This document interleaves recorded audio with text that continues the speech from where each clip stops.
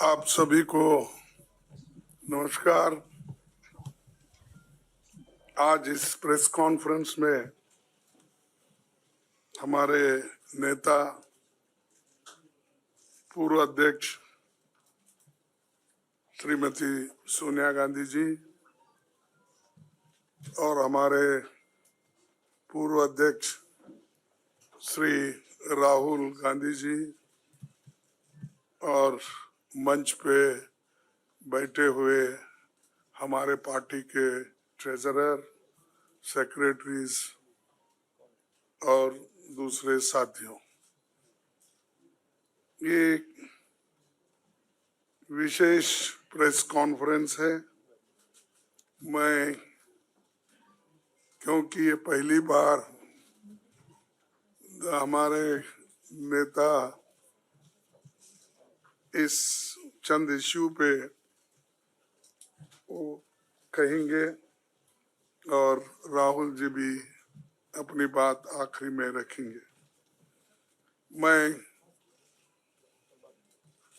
एक आपका समय 7-8 मिनट लूंगा और बाकी डिटेल्स में कुछ कहना है उसको टेक्निकली हमारे ट्रेजरर आपसे संबोधित करेंगे। दोस्तों, ये तो 18वीं लोकसभा के आम चुनाव की घोषणा तो हो चुकी है। देश का हर एक नागरिक इसमें भाग लेने के लिए उत्सुक है। भारत पूरी दुनिया में अपने लोकतंत्र मूल्यों और आदर्शों के लिए जाना जाता है। किसी भी लोकतंत्र के लिए निष्पक्ष चुनाव अनिवार्य होता है, एसेंशियल होता है। साथ ही ये भी अवश्य होता है कि सभी राजनीतिक दल के लिए लेवल प्लेइंग ग्राउंड यानी समान लेवल प्लेइंग फील्ड हो, सभी के पास समान रूप से संसाधन हो। ये नहीं कि जो सत्ता में है उनका रिसोर्सेस पर मोनोपोली हो, ये नहीं कि उनका मीडिया पर एक अधिकार हो,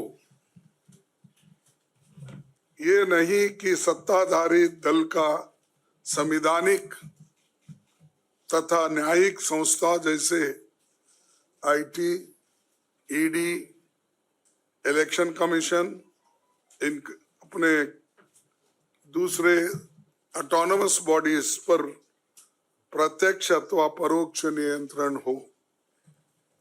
दुर्भाग्य से जो पिछले दिनों में सुप्रीम कोर्ट के हस्तक्षेप के बाद जो इलेक्टोरल बॉन्ड, चुनावी चंदा बॉन्ड के बारे में जो तथ्य निकलकर सामने आए वो बहुत ही चिंताजनक है,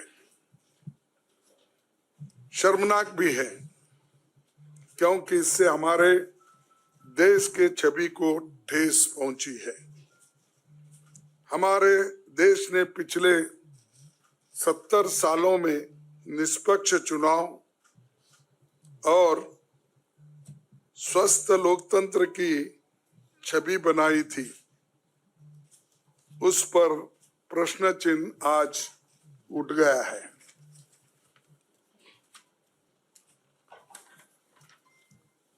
सुप्रीम कोर्ट ने जिस चुनावी चंदा बॉन्ड को इलीगल और अनकॉन्स्टिट्यूशनल कहा, उस स्कीम के तहत मौजूदा सत्ताधारी दल ने हजारों करोड़ रुपए से ज्यादा अपने अकाउंट में भर लिया है और दूसरी तरफ साजिशन मुख्य विपक्षी दल का बैंक अकाउंट फ्रीज कर दिया गया है ताकि हम पैसों के अभाव में बराबरी से चुनाव ना लड़े और ना लड़ पाए, ये सत्ताधारी दल द्वारा एक खतरनाक खेल है। इसके दूरगामी प्रभाव होंगे, क्योंकि अगर डेमोक्रेसी को इस देश में बचाना है तो लेवल प्लेइंग ग्राउंड होना चाहिए। ऐसा भी नहीं होना चंद देशों में चुनाव हो रहे हैं, 99% वोट एक ही आदमी ले रहा है। ऐसा आपको तो मालूम हो गया रिसेंटली किन किन देशों में ऐसा हुआ है।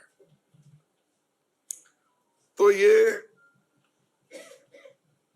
सत्ताधारी दल द्वारा एक खतरनाक खेल खेला गया है। इसके दूरगामी प्रभाव होंगे, पर यह स्पष्ट है कि इस तरीके से किसी राजनीतिक दल को असहाय बनाकर चुनाव लड़ने में बाधा उत्पन्न कर और फ्री एंड फेयर इलेक्शन कभी नहीं कहा जा सकता। देश की जनता, एक आम नागरिक एक देख सकता है कि बीजेपी ने चुनावी चंदा बॉन्ड से 56% पैसे हासिल किए हैं, वही कांग्रेस को 11% ही मिले हैं। और ये वो पैसे जो बॉन्ड से बीजेपी ने लिए हैं, इसके अलावा जो कैश में इनके पास आता होगा तो कोई अकाउंट ही नहीं है। आप इनके खर्चे देखिए, हर तरफ इनका एडवर्टाइजमेंट लगा है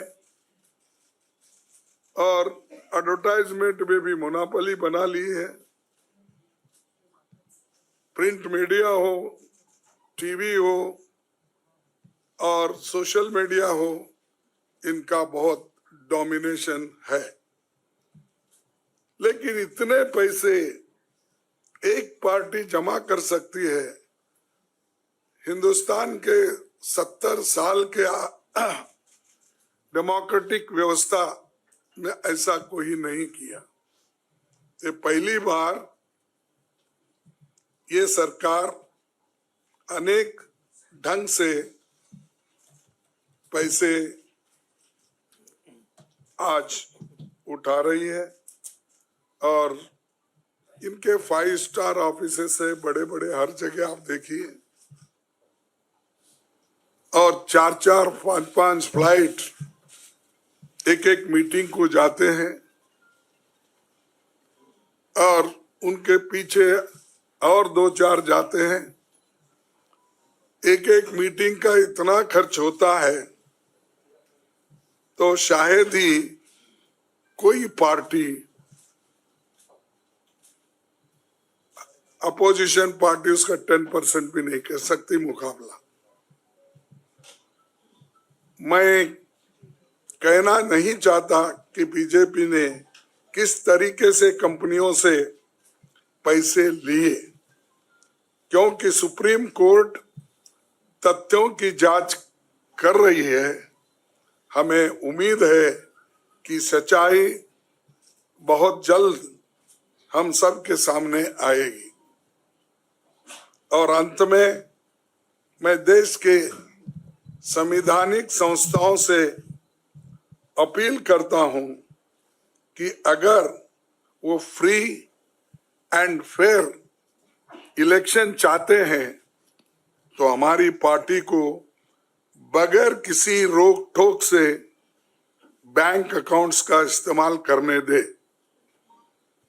और जो इनकम टैक्स का क्लेम है वो अंततः कोर्ट के निर्णय के अनुसार सेटल हो जाएगा। राजनीतिक दल टैक्स नहीं देते, बीजेपी कभी इनकम टैक्स नहीं दी, लेकिन ये लागू सिर्फ कांग्रेस पे हो रहा है। कोई पॉलिटिकल पार्टी इनकम टैक्स के दायरे में नहीं आते। सच है ना? सेटल हो जाए। राजनीतिक दल नहीं आते, बीजेपी ने कभी नहीं दिया अकाउंट। इसके बाद भी अगर हमसे ये मांगा जा रहा है तो हम न्यायालय के अंतिम निर्णय का इंतजार कर रहे हैं, क्योंकि हम चाहते हैं कम से कम न्यायालय तो इस बात को देखे, कानून को देखे, रूल ऑफ लॉ और गवर्नेंस जो संविधान के तहत होता है उसके तरफ तो ध्यान दे दो, क्योंकि आज वो हुकूमत में है, कल दूसरी पार्टी आएगी। लेकिन हमको ये लेवल प्लेइंग ग्राउंड जो हमने पहले से बनाया था, नेहरू जी से लेकर हम 89 और बाकी के लोग भी, जब इवन वाजपेयी थे उस वक्त भी ऐसा नहीं था। लेकिन यहाँ ये 18वीं लोकसभा का चुनाव जो हो रहा है, इसमें हम सब देख रहे हैं, ये कुचल रहे हैं, सप्रेस कर रहे हैं और हमको चुनाव लड़ने के स्थिति में वो नहीं छोड़ना चाहते हैं और पैसे को तंग तबाह करके वो एक तरफा इलेक्शन कर लेना चाहते हैं। लेकिन लोग भी होशियार है, इसको जानते हैं और लेवल प्लेइंग फील्ड बने रहने के लिए ये उनके जो बाधक है और जो हमारे अकाउंट्स फ्रीज किए हैं वो तत्काल उसका रिलीज होना चाहिए और हमको चुनाव में डेमोक्रेसी और संविधान को बचाने के लिए लेवल प्लेइंग ग्राउंड होना चाहिए। धन्यवाद। Stay ahead with our cutting-edge news app. Instantly access the latest shorts in just 1 minute and breaking news in just 50 words. Download now for a smarter, faster news experience.